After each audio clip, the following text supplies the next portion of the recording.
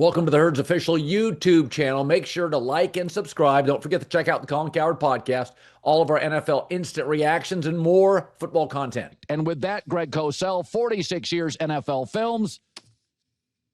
All right, let's start tonight's the big one, Philadelphia and Dallas. Sure. Okay, Brian Schottenheimer's offense, you've seen a lot of it in your 46 years, especially the last 15 years. Does it match with Dak Prescott's skill set? Well, I think they're going to have some kind of meaningful, viable, sustaining run game. You know, I spent earlier this week watching literally all of Dak Prescott's throws from last year before he got hurt. And I was kind of disappointed. There's something wrong with his lower body, Colin. You know, and this was before he got hurt. He was very tight-hipped. He was very heavy-footed. He threw the ball much better to his left than to his right. He was lifting his feet off the ground, making a lot of throws. He did not look very good last year. Now, with Pickens there, they have a true boundary X receiver, that single receiver to the short side of the field, which allows C.D. Lamb, who's a terrific player, to be what he's best at, which is kind of a movement, motion receiver that can line up in multiple positions. But, you know, I don't know. I think their defense has some significant questions versus this Eagles offense, which is really, really efficient. It would not surprise me at all tonight if you saw the Eagles come out, no huddle, tempo, and throw the football, because there's a lot of changes on that Cowboys defense, including the D coordinator. So I want to ask you about Philly. Last year, Eagles 36-plus carries per game. After the bye, they ran more and threw less. You said you think they'll run. I think their personnel, I think they could do anything. I mean, I like their tight ends. Yeah. I like everything. Does their personnel, when you watch Jalen Hurts, they as a staff on the bye week said, we're going to run more, throw less. You probably agree with that decision? I mean, I think it fits who they are and what they are. They've got the best O-line in the league. They have basically the same offense back. The only true change is at right guard, where Steen played meaningful snaps last year anyway. So they've got the same group back. They are a run-first football team. I think the fact that they are so good on fourth down, and they go for it on fourth down, literally when they get to the 50-yard line, they go for it if it's fourth or less. I think that impacts what they do on third down, which is run the ball more than any team in the league on third down between 4 and 8 yards. That really impacts the way defenses have to play them. And I think that within the context of how they play offense, Jalen Hurts is highly efficient. You know, they do not turn the football over. And Hurts, the running element that Hurts brings, both by design within the context of their run game and as a scrambler, is, you cannot overlook that. That is so much a part of their offense and who they are. They're very, very difficult to defend. So I want to go to another game this weekend. It may be the marquee game, Baltimore and Buffalo. I think Baltimore's got the second best roster in the league. That's just what my eyes tell me after Philadelphia. We always think of Baltimore. Well, they're run heavy. It's Derrick Henry. It's Lamar. But I think we would both admit Lamar's gotten better in the pocket. But do you think, especially when they go on, you know, when they play Buffalo and these big teams, they've gotten a little tight at times with Kansas City. Do you think the essence of the Ravens is like the Eagles? They are a run team first, or do you feel differently about? Because really, if you took Baltimore and Philadelphia have a lot in common, but do you see a lot of things in common? You know, it's funny. I watched a lot of Lamar this summer, and I thought that their offense, he threw the ball well. I thought Monken did a really good job with their route concepts and combinations to present really clean throws for Lamar. You know, they played in the divisional playoffs last year, these two teams, and it was a very odd game, as you may remember. Josh Allen threw for less than 130 yards, and in that game, the Bills dominated on the ground. They controlled the game running the football, which you would not expect against the Ravens' defense, which is very, very good. And actually, what we saw a lot in that game was the Bills be very aggressive with pressure against the Ravens' offense. Usually games don't work out exactly the same way when teams meet so close together like that. But the Ravens, I mean, they're a really good football team. You know, people get wrapped up in who makes the Super Bowl, and obviously they haven't, and they haven't won an AFC championship game, obviously, but it's not a team with many weaknesses at all. Last year, Josh Allen only completed about 63% of his throws, which was 24th in the league. I've always said the line's like 62%. He also adds a dynamic physically, so I don't worry a ton about it. And now he has James Cook.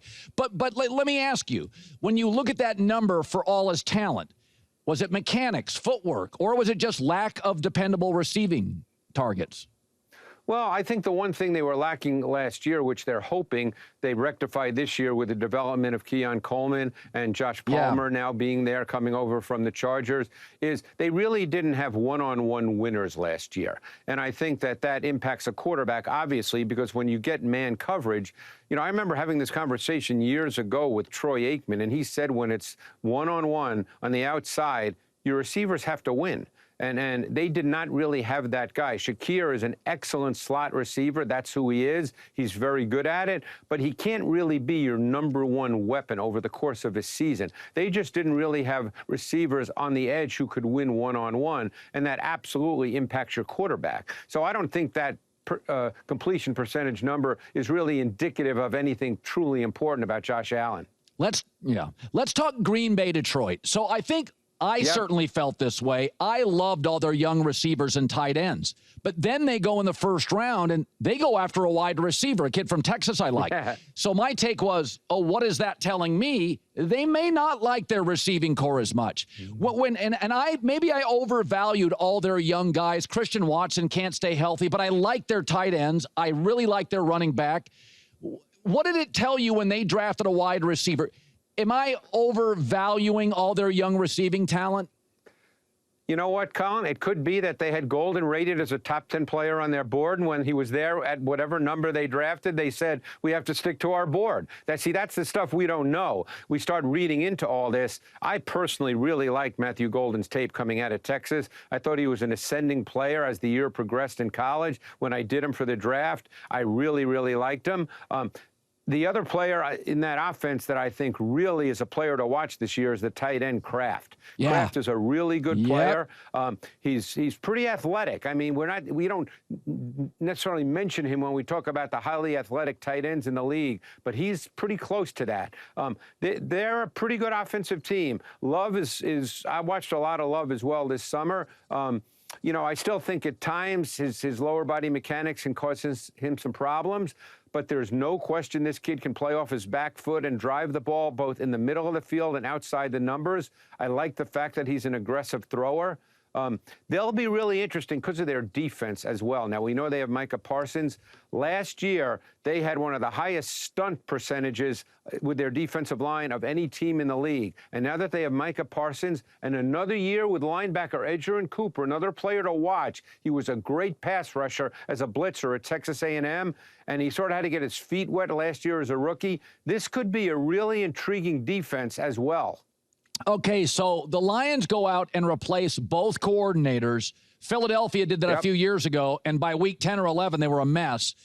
I am not a huge fan of replacing a star coordinator with somebody in the building. I think you have to make a global search, right? Go everywhere. They didn't. They were comfortable in the building. No. When you watched Ben Johnson's wizardry last year, was it more about personnel or his play calling? Because it felt like to me, in big spots, he was really top of the class. Yeah, I find play calling to be something that's very difficult to talk about because I always feel like you'd have to be in the building all week to understand how they go about putting a game plan together.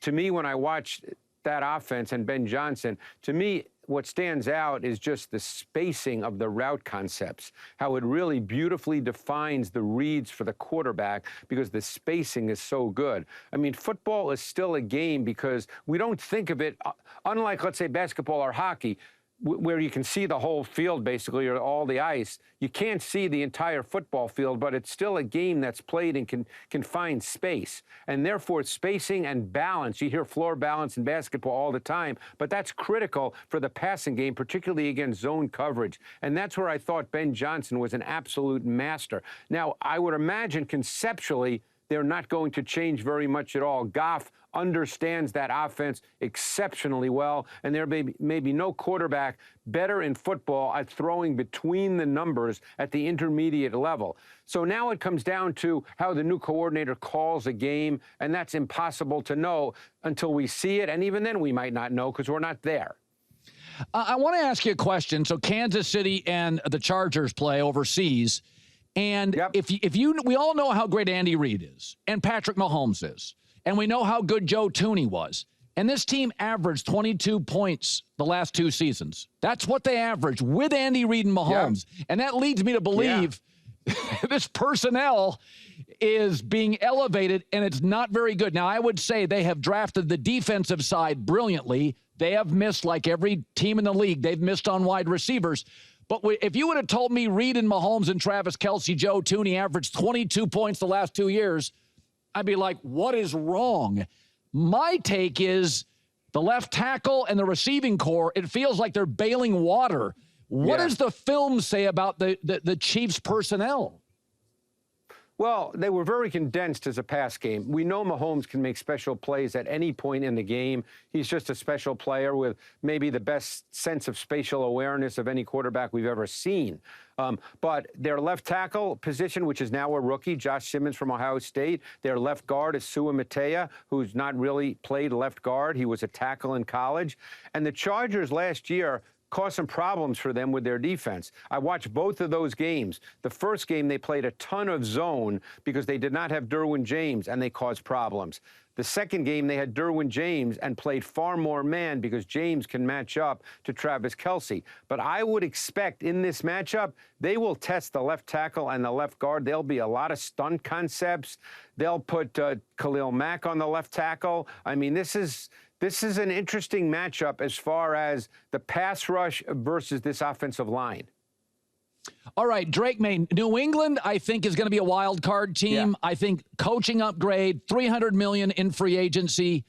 And I just think Vrabel's better with personnel than Belichick was in his last 6 or 7 years. I think they've upgraded virtually everything.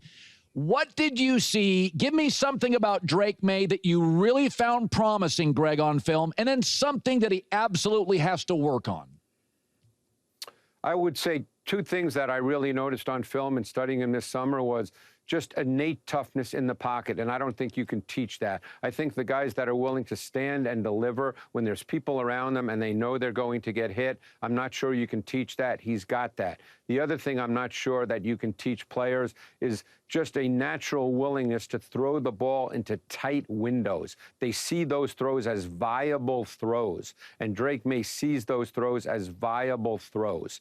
The one thing I'd love to see him get a little better at is just, I thought his ball placement was at times a little erratic. I wouldn't call him scattershot, but I thought that there were a few too many layups that he missed that he cannot miss at this level. It's such a, the NFL is so funny. You can do so many things wrong, but if you find a good young quarterback, boy, it erases a lot of trouble. It's like if Drake Maye can play like you and I think he can, they don't need to have a great receiving core. I mean, it's so interesting in this league. I was talking about my predictions. The league has become such a quarterback-dependent league. But I was watching the other day, there was a list of the top offensive minds. I think the offensive coaching, in my opinion, throughout the league, I think there are more smart young offensive coaches than I've ever seen. Does the film belie that? Does your film think the concepts are better and smarter?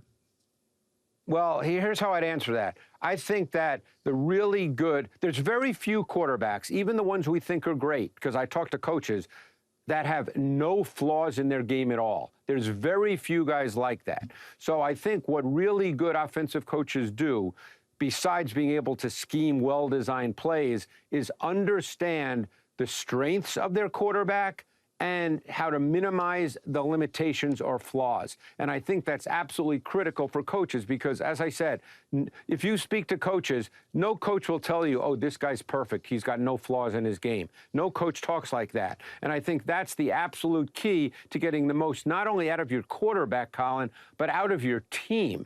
I think the Eagles are maybe the best example of that. I mean, I watched their tape this summer, and I thought the way they ran their offense, allowing Jalen Hurts to do what he does absolutely really well and play to high-level efficiency, was a phenomenal coaching job, playing to the strengths of the quarterback and the overall offense and the overall team.